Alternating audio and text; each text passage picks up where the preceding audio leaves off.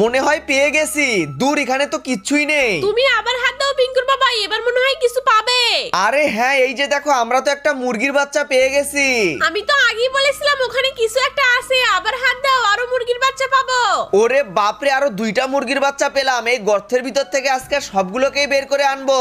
পিঙ্কুর বাবা তাড়াতাড়ি চলো, ওদের জন্য তো ঘর বানাতে হবে। ততক্ষণ এরা এই বক্সের ভিতরেই থাক, আমি ঘরের ব্যবস্থা করতেছি। এক্ষুনি যাও, ওরা তো অসুস্থ হয়ে পড়বে।